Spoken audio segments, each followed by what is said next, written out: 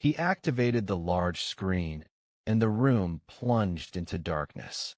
The first stills appeared, dozens of white, completely calcified human silhouettes, standing upright in the oceanic gloom.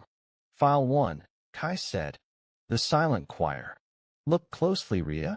This is your first lesson in silence.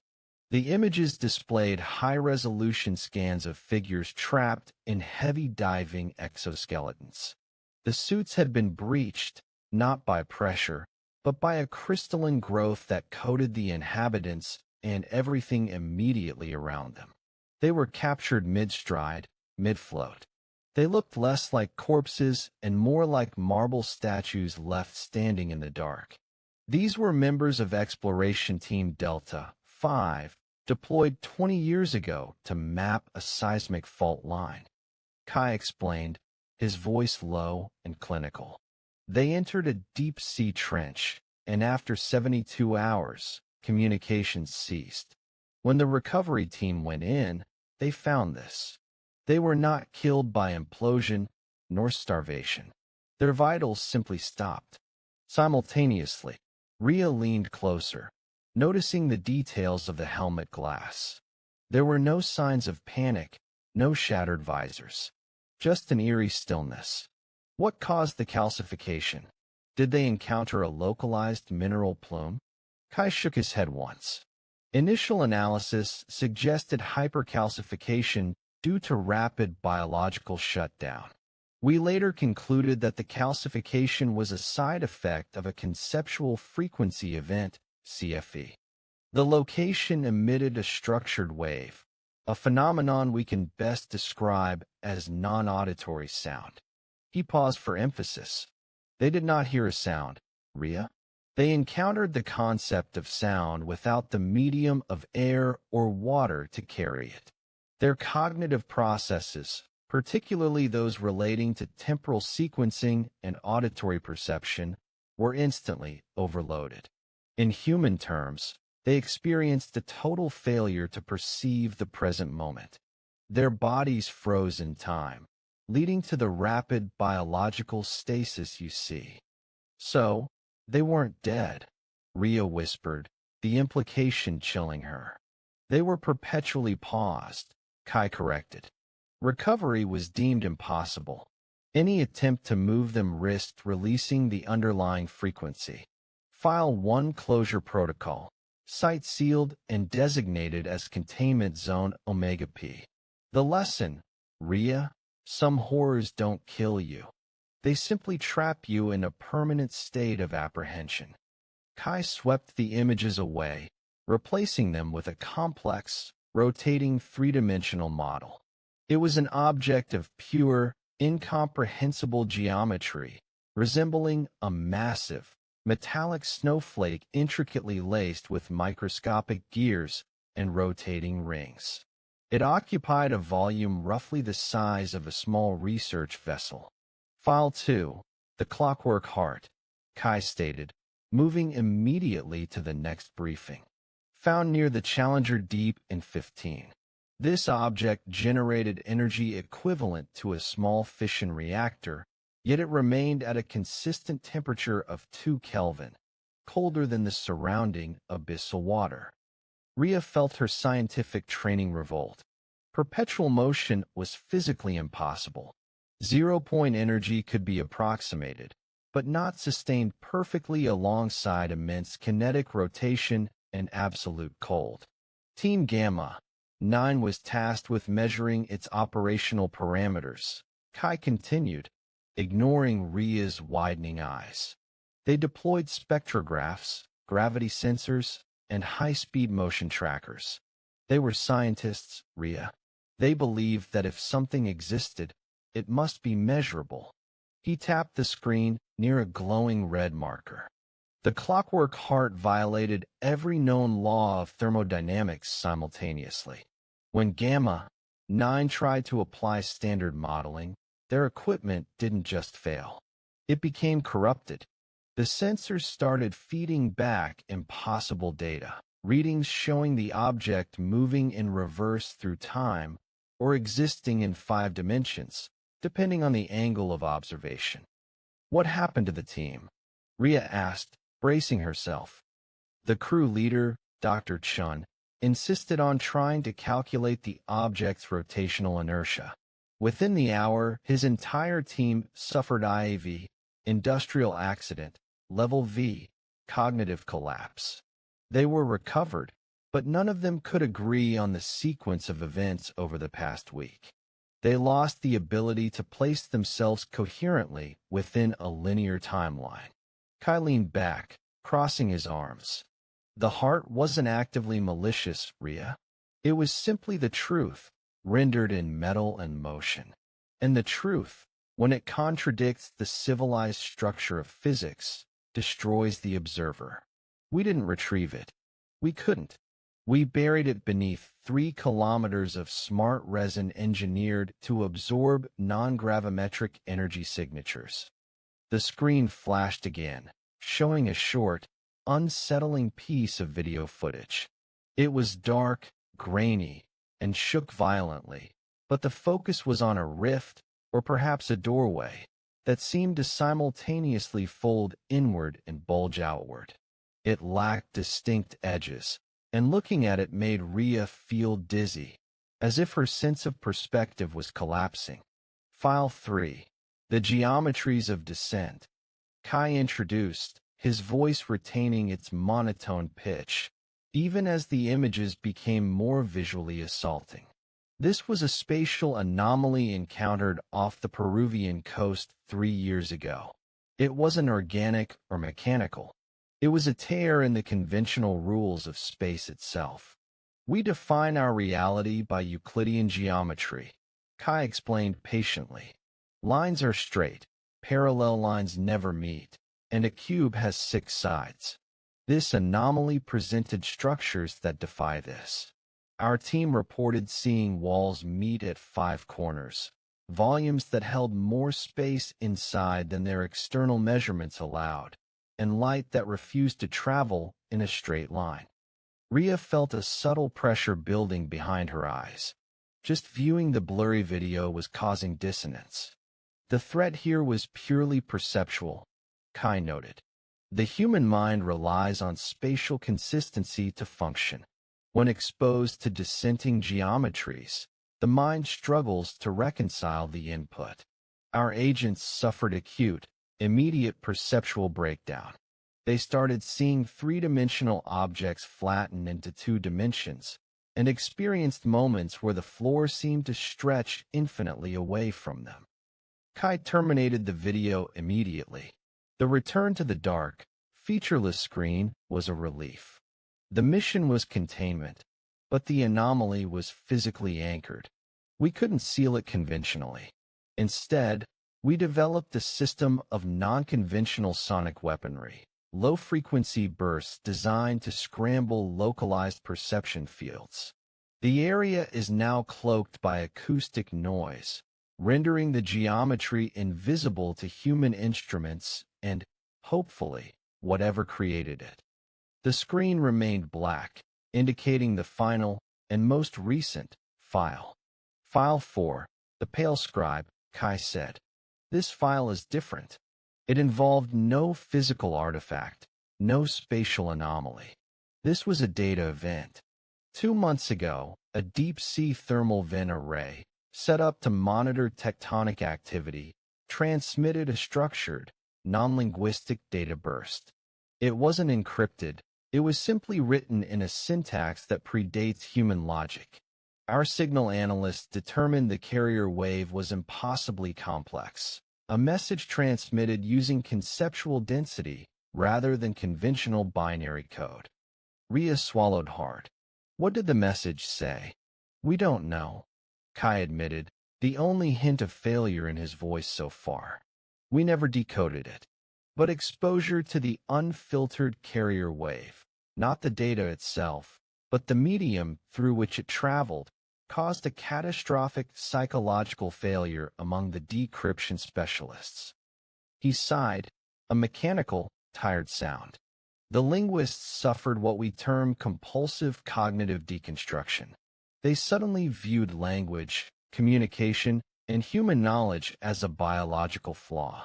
They spent their final hours attempting self-amputation, trying to remove the parts of the brain responsible for processing syntax and communication. They viewed their ability to understand as a burden that had to be physically purged. Kai reactivated the lighting in the room, flooding the space with stark white light. He looked directly at Rhea, his calculated emptiness more intense than ever. The scribe wasn't trying to communicate, Rhea. It was attempting to rewrite the recipient's inherent ability to communicate. We sealed the thermal vent permanently. The data was destroyed. The lesson of the scribe is simple. The deepest parts of the ocean aren't silent. They communicate in ways that are specifically engineered to dismantle the human mind. Kai checked his chronometer. The briefings are complete. You now understand the operational reality of the Abyssal Archives. These 4 files are not academic history. They are doctrine. They illustrate the 3 rules of the deep. Do not measure what contradicts physics. Do not observe what contradicts reality. And do not attempt to translate what contradicts the necessity of silence. He gestured to the pristine diving suit beside her. You are being deployed immediately. We have detected a persistent thermal anomaly recurring near the former site of the silent choir. We need to know if the CFE is reactivating or if an external element is disturbing the seal. Your training phase is over, Rhea. Your contract begins now. You are going down to keep the door closed. The first assignment, Kai began, his voice unaltered, flat as the deep seabed, is a lesson in the obsolescence of sensation. You need to understand that down here, your eyes, your ears, even your brain, are obsolete tools. They are instruments the universe has learned to warp. He slid a finger across the screen, displaying a complex string of geothermal coordinates near the Java Trench. File 1, the calcified choir. The incident occurred 6 years ago. We were hired to retrieve an old 80s surveillance satellite that had crashed into an active volcanic cave system. Simple job, requiring deep saturation diving and high heat tolerance. We never found the satellite. Instead, we found the choir. Kai displayed high-resolution sonar imagery, revealing a labyrinth of subterranean tunnels scoured by superheated water and sulfur. Internal temperatures approached 100 degrees Celsius. Our dive team, 3 men, penetrated a pressure chamber located at 5,500 meters. The environment was near alien. The first oddity was the silence. Not the thermal roaring we expected, only an absolute, vacuum-drained stillness. This caused continuous interference with our equipment. The image switched to low-quality helmet camera footage, obscured by heat shimmer and pressure distortions. In the flickering beam of the headlamps, an unbelievable sight appeared. The cavern was not empty. It was filled with what initially appeared to be stalagmites rising from the floor. But they weren't rock formations. They were human beings. Kai zoomed in. Rhea swallowed hard. The stone pillars stood upright, fixed in place, almost cued in line. They were not ordinary remains. They were completely calcified.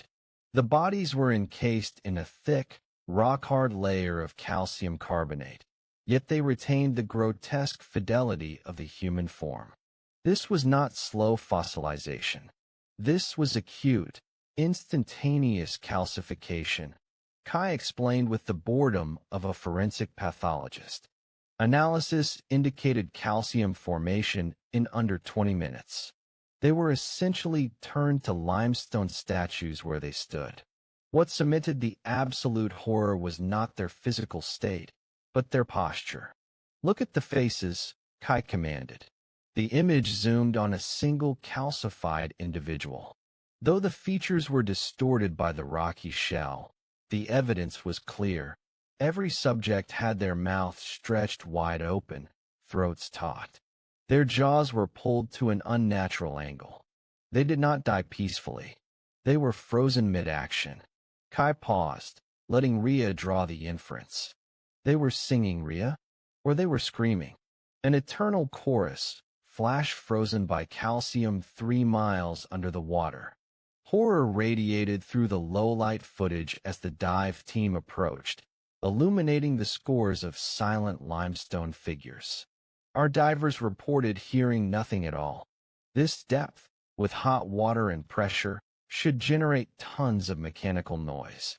But no, only the perfect, absolute silence. Yet that physical silence was the prelude to the most terrifying disturbance. Kai shifted the display to an acoustic waveform graph. It was blank, save for a continuous, low fuzz of noise. The terrifying thing is that the dive team began reporting noise that could not be heard. It was not sound transmitted through water and the ear, but a direct intrusion into the nervous system. One diver described it as the shrieking of 1,000 severed throats. Another said it was a song, but the lyrics were the pain of the cosmos. Kai underscored the crucial distinction. If you hear a noise with your ear, that is physics. We can deal with physics. But if you know a sound is happening, if it is injected directly from the environment into your emotional and linguistic centers, you are dealing with something outside of human physics. Their sonar equipment, designed to measure infrasound and ultrasound, began recording neural impulse signals being emitted by the divers' own brains. The equipment wasn't recording the environment. It was recording the brain's reaction to something it could not process. Within minutes of exposure, 2 of our 3 divers began suffering severe convulsions, not from pressure, but from psychological panic. They attempted to tear off their helmets, despite the fact that this meant instantaneous death by compression. Only one diver, uniquely trained for high self-discipline, managed to drag his 2 struggling teammates back to the retrieval ROV. The other 2 died on the ascent, not from mechanical injury, but from total neurological collapse. They were mentally dead. What did the survivor recount? Rhea asked, trying to keep her voice steady. He could recount nothing. Kai replied coldly. He is permanently mute and subject to perpetual hallucinations. But we analyzed the remaining data from his gear. Kai projected a complex graph of wave distortion. These shapes, Rhea, do not match any known acoustic frequencies. They are not voices, not music, not simple vibrations.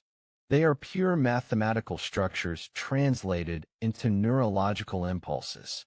It is as if someone was attempting to upload a new, malignant operating system into the human brain. And the calcified choir? Our best guess is that they were previous victims, perhaps explorers, fishermen, or others who stumbled into that cavern over millennia. They were exposed directly to this sound, and their biological defense mechanism reacted by locking down the entire system with calcium, hoping to protect the brain from the intrusion. Kai shook his head slightly, the only sign he ever showed of any dissatisfaction, though it was dissatisfaction with the limits of science. We tried to classify it. Vibrational shift of spatial architecture? Infrasound carried by ancient marine life? We came to the conclusion that it is simply unclassifiable. Kai leaned forward, his gaze sharp. This is the lesson, Rhea, and it is critical for your work. The things we hunt down here do not adhere to the Newtonian physics you learned in university. They adhere to rules established before life existed on Earth. The calcified choir is not a mystery to be solved. It is a fact to be accepted. It is proof that frequencies exist in the cosmos that can turn life to stone by sheer imposition, and they require no air, no physical mechanism to transmit their message. Our goal is not to decipher their song. Our goal is to ensure no one else hears it. We used high-intensity vibration dampening material to seal the cavern entrance. then buried it under thousands of tons of basalt and reinforced cement. Never attempt to find the source of that neurological disturbance. Never seek the why. Human science is a small proposal made upon the surface of the world. Down here, that proposal is brutally dismissed. When you encounter absolute silence, remember that it might be the most horrific scream you will ever face. Absorb File 1. Take a deep breath. We are only getting started. Kai leaned against the stainless steel wall, the pale light of his tablet screen reflecting off his austere face. The screen displayed a series of graphic autopsy photographs, washed in the sickening pale blue of oceanic depth. Rhea, Kai said, his voice dropping to a lower, gravelly tone that carried the barest hint of residual disgust. You just heard about the ancient things. The nameless, the purely physical distortions. Forget them for a moment. Remember that your most dangerous enemy doesn't always need to be 1,000,000 years old or originate from another dimension. He swiped his finger. The horrifying image shifted.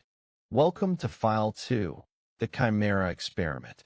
This is a story about people, technology, and how we turn ourselves into monsters.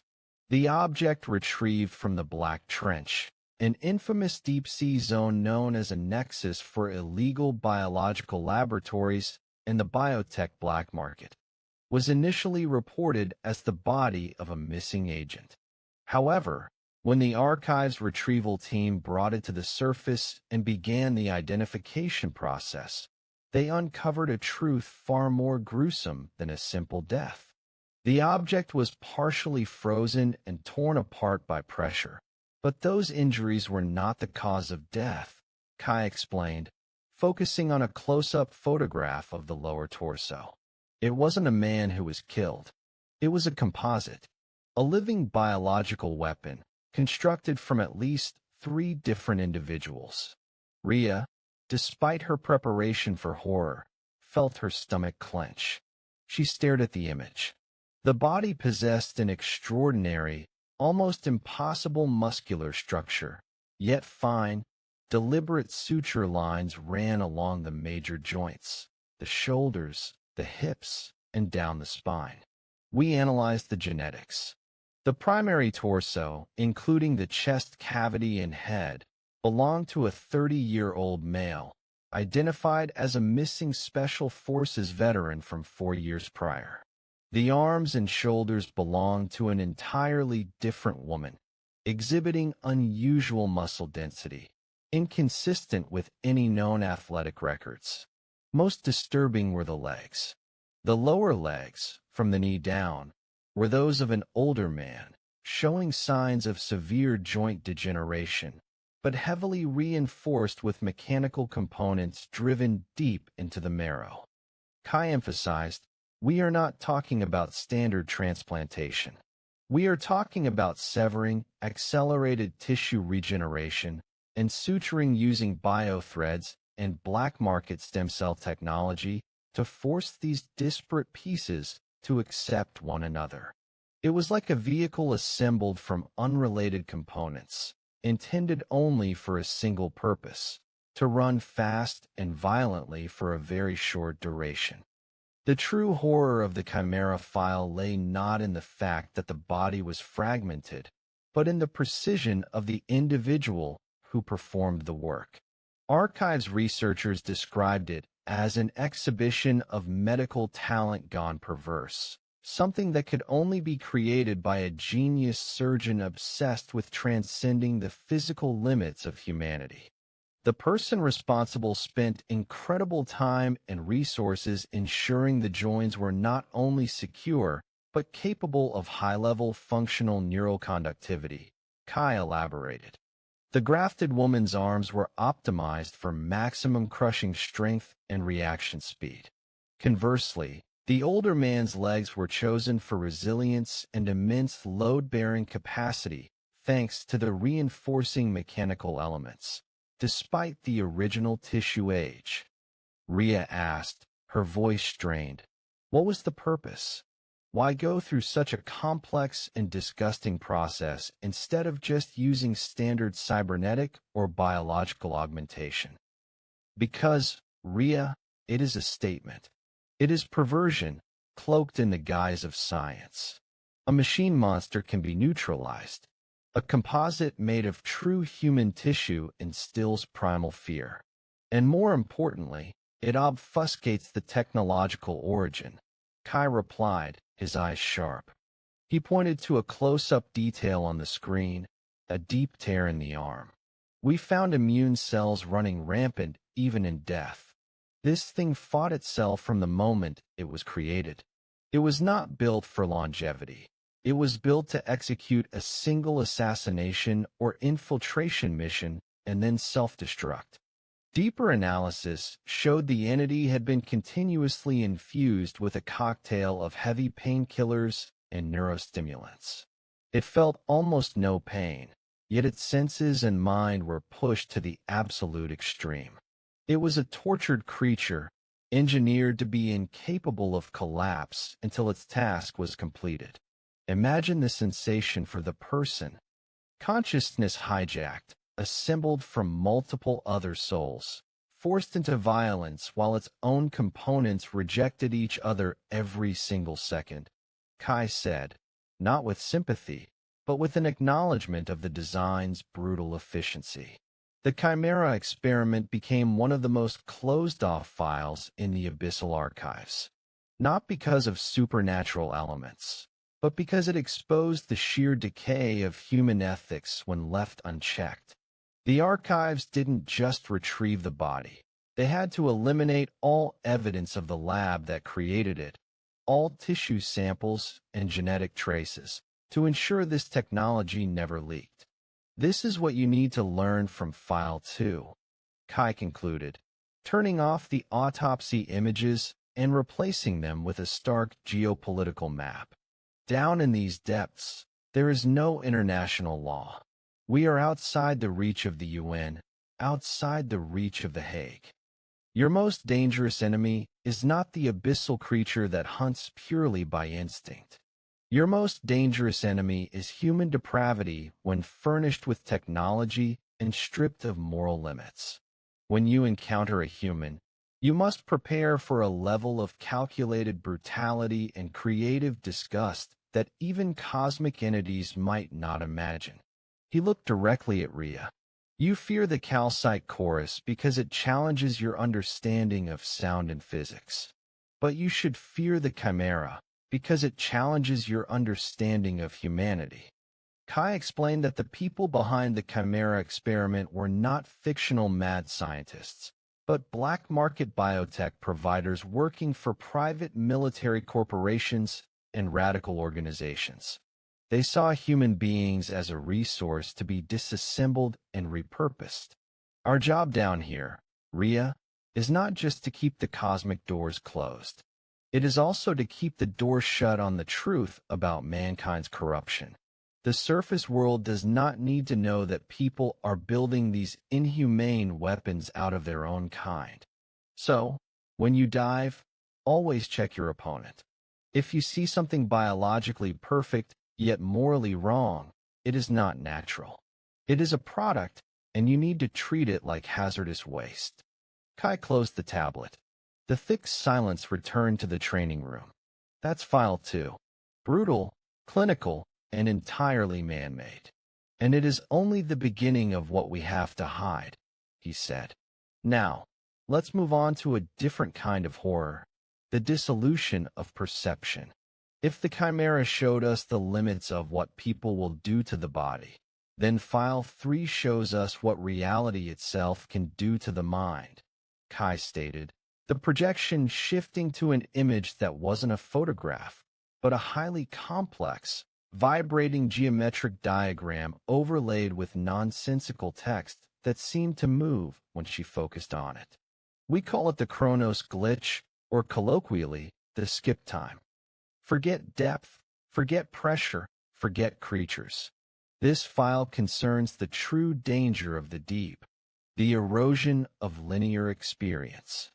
If I had to select one archive that personally chills me to the core, it wouldn't be the slick monsters or the cobbled-together killer. It is the death without an end point, Kai said, his voice taut like a stressed cable. He paused, letting Rhea absorb the weight of the statement. Archive 3. We call it the Chronos glitch. This is the story of the deep-sea research vessel, the Triton's Scythe. It vanished 10 years ago in the Java Trench. Not an explosion, not a structural failure. It simply dropped off radar and tracking systems. For months later, a naval reconnaissance unit found it at 7,000 meters. Perfectly intact. Kai tapped his finger on the projection screen, displaying an image of the submersible. It rested slightly tilted on a bed of silt, its titanium hull bearing no significant scratches. It looked as if it had simply been moored. The problem is, the Triton was a clean coffin. No water ingress. Equipment still operational in standby mode. The crew of 7, a physicist, 3 engineers, 2 divers, and a captain, were all at their posts. Rhea frowned. You mean they hadn't moved? Hypothermia or shock? They were not dead in any way you could comprehend, Rhea. When the recovery team breached the vessel, they found 7 individuals sitting or standing, eyes wide open. Vitals were 0, but the bodies showed 0 decomposition. They were like wax statues created from human flesh. And the most terrifying thing, there was no sign of terror or pain. They were simply empty. Kai zoomed in on a photograph of the captain's face, her eyes wide, reflecting the projector light. Her expression held no horror, only a supernatural acceptance of something beyond human understanding. If there was no violence or breach, what happened? Rhea asked, a chill running down her spine despite the room temperature. The horror lies in the naval log, Kai replied, his voice dropping as if he were recounting a cursed secret. We recovered Captain Elena Vasquez's complete digital log. The first 30 days were standard entries. Minor system glitches, equipment calibrations. Then, on day 31, everything shifted. Vasquez began recording anomalies they believed were equipment failures. Kai displayed the digitized entries on the screen. Day 31, 2:45 hours. Cabin pressure surged suddenly by 1.5 bar, then immediately dropped. Felt like my heart was squeezed for a single second. Chief Engineer Petrov blamed sensor calibration. We were all unnerved. It felt intensely real. Day 32, 11 o'clock hours. Anomaly.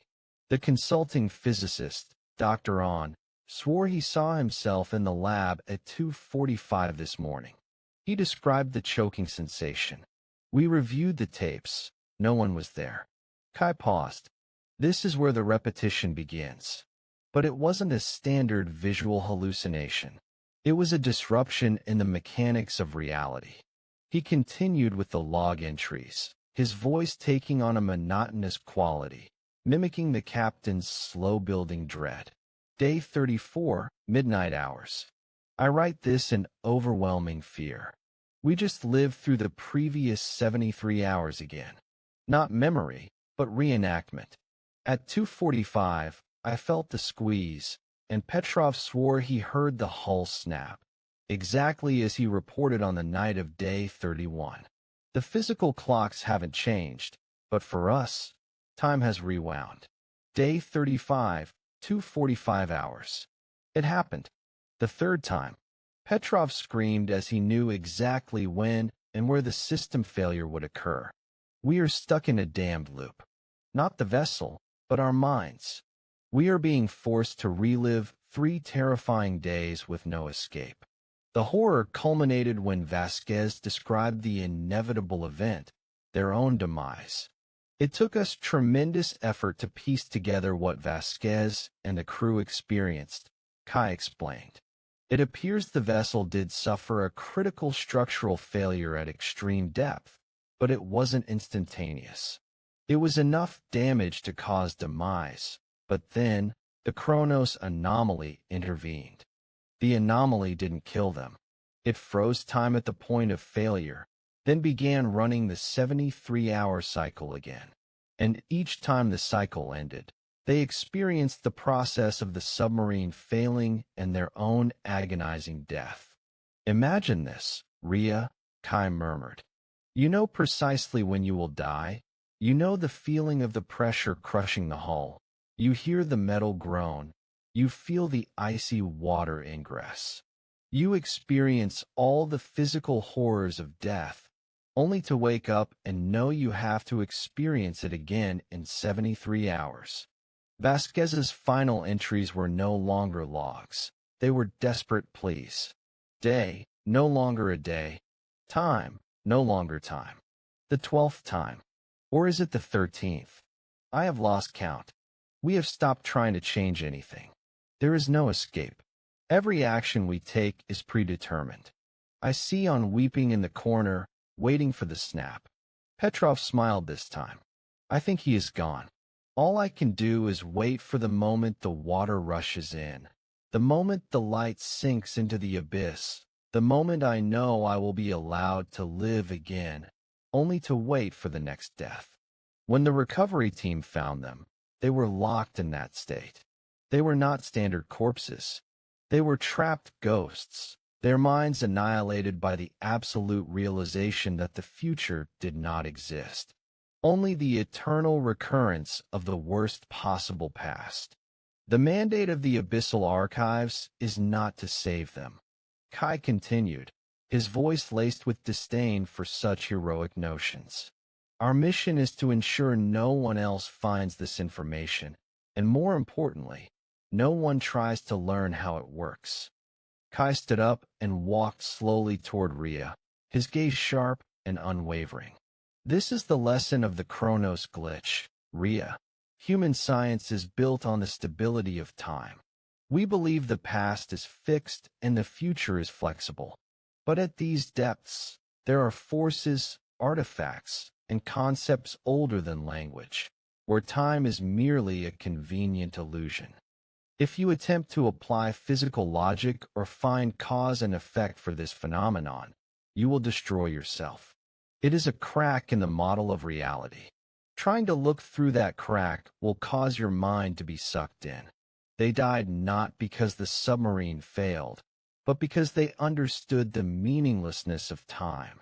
They are the case study proving that everything you trust, the linear progression of life, the process of aging, even the concept of tomorrow, is merely a mutual agreement that is easily revoked. When that agreement breaks, you become a Chronos ghost, a senseless husk, eternally haunted by your own final moment. He turned back to the screen, where the image of Captain Vasquez with her open eyes still glowed. Your mission, should you encounter a similar event, is to disconnect and run. Do not gather data beyond what is needed to identify the threat. Do not read the logs. Do not try to understand the repeating groan of the hull, because if you hear it, you will hear it forever. In this deep abyss, you do not just face physical death. You face the annihilation of perception. You face the obsolescence of time itself. Kai ran his cold finger across the control panel, pulling up File 4, and the training room submerged in a sickly green light. This was the dossier designed to shatter any remaining belief Rhea held in pure geological logic or oceanic physics. It was a horrific intersection of folklore, parasitic biology, and human desperation. If the last 3 dossiers taught you what you shouldn't see, sounds existing only in the mind, the distortion of time, the devolution of humanity, this file teaches you the price of exchange, Kai began, his voice carrying a hidden brutality. This was a retrieval mission in the Manila Trench, off the coast of the Philippines. Depth, 8,000 meters. We didn't find crashed equipment. We found an oath.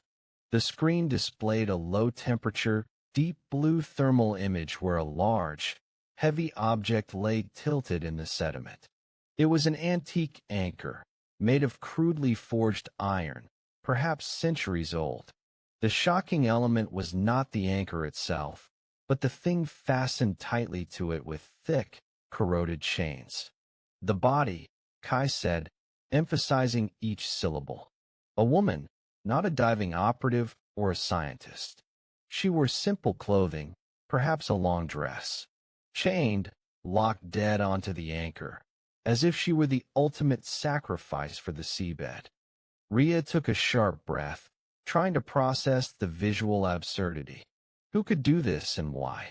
At that depth, pressure should have reduced organic matter to sludge. Yet the body remained. You are wondering why pressure didn't turn her into paste. Kai read her thoughts. That is the part where your science will vomit. Physics does not apply to transactions like this.